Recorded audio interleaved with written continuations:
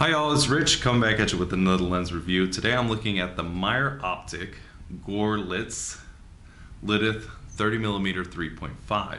This is a German-made lens. The original company was founded back in the mid-1800s, and they were originally an eyeglass lens company, but then they started making some lenses for some cameras. This is a 10 aperture bladed lens, which is super unique because it has the focusing ring first and then the aperture ring second, and it's a smooth aperture ring, which is pretty cool.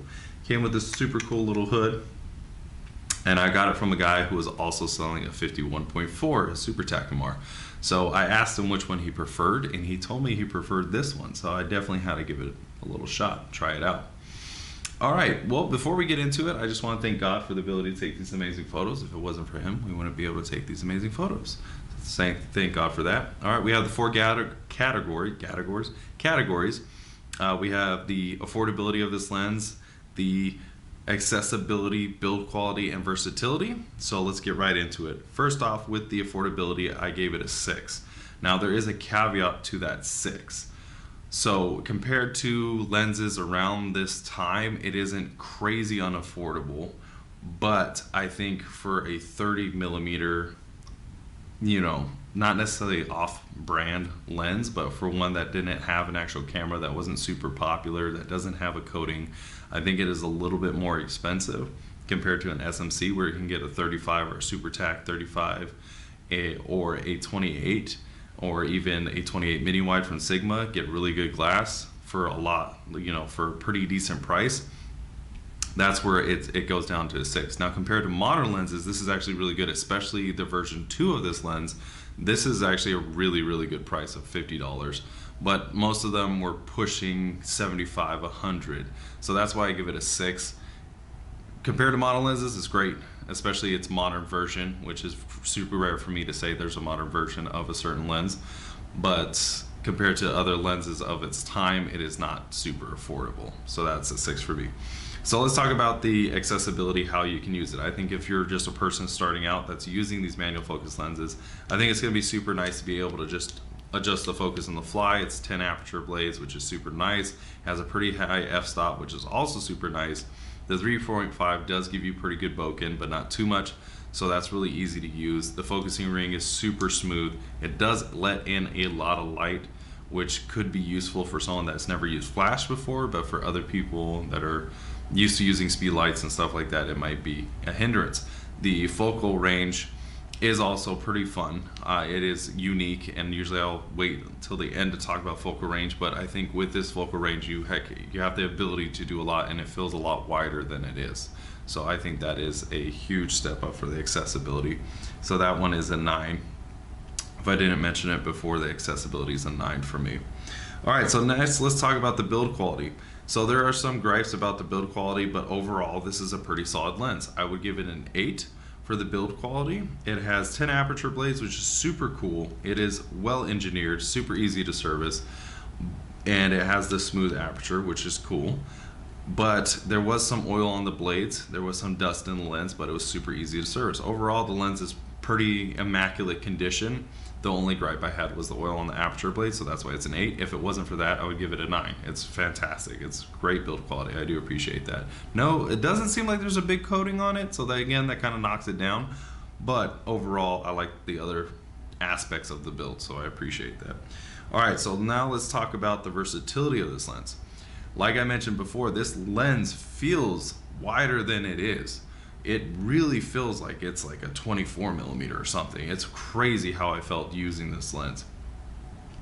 So to me, it is very versatile in the fact that, like, you're just starting out, you don't necessarily know what kind of photos you want to get. You can crop very well with this lens and get really crystally clear pictures, which is super nice. It is a crystal clear lens. So, and it's in between a 35 and a 28, so it's like that perfect middle ground of maybe a little too wide or maybe not wide enough. It's just like, it's really in between that perfect symmetry, and then when you put on a crop sensor, you're a little bit below 50, and then with the micro four thirds you're at 60. So it's like, it's really performs really well, I would think, on an APS-C and micro four thirds is where it's going to be like super awesome, super versatile, fantastic. And that's probably why the guy recommended this lens over the 1.4, because he was using a crop sensor camera. On full frame, it's just super wide, so you can get a lot of really cool architecture shots. Portraits are a little bit more difficult. It really felt super wide when I was doing portraits, which kind of sucked for me because I feel like I can do portraits with a 24mm, 25, 28. Like I can do portraits with that, but this one I felt like I have to get extra close. I don't know what it was about this lens, but it felt like I had to get extra close. So yeah, that's a 7 for me on the versatility. It is versatile, but not super versatile, if that makes any sense. Especially when it goes to wildlife, but it would be great in landscapes. I feel like you would get the birth or astrophotography. It would really feel the size and scale with this lens, and it would be crystal clear, which is super nice.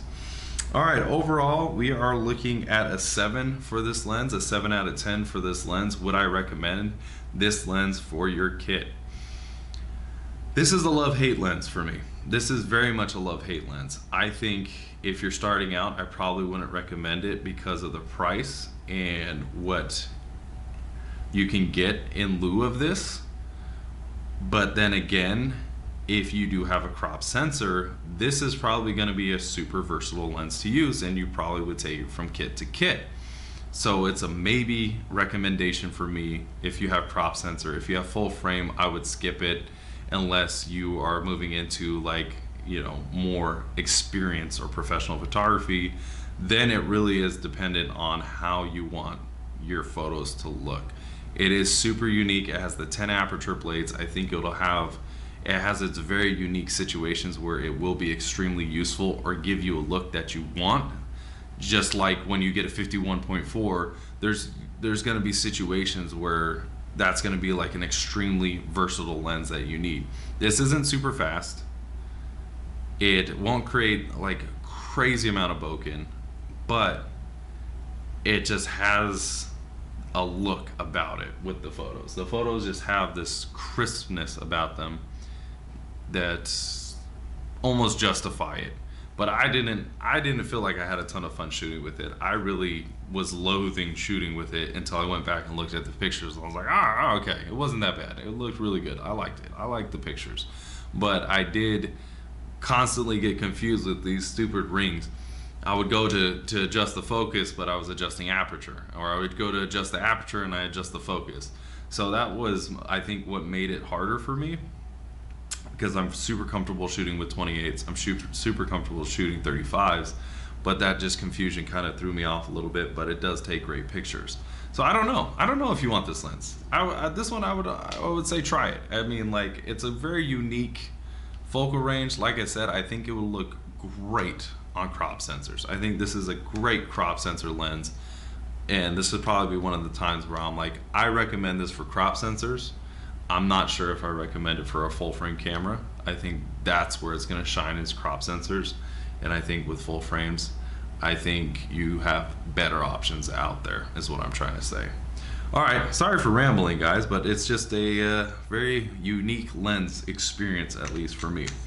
All right, well, all the photos that I have taken are at the beginning and the end of this video, and I completely forgot to mention at the beginning, but I am shooting on a Super Techmar 35-3.5. So if you like the way it looks, it's on a 35-3.5 Super Tech, and I am shooting on the A7R2. All the photos were shot on a A7R2 with an adapter. All right, see you guys later. God bless.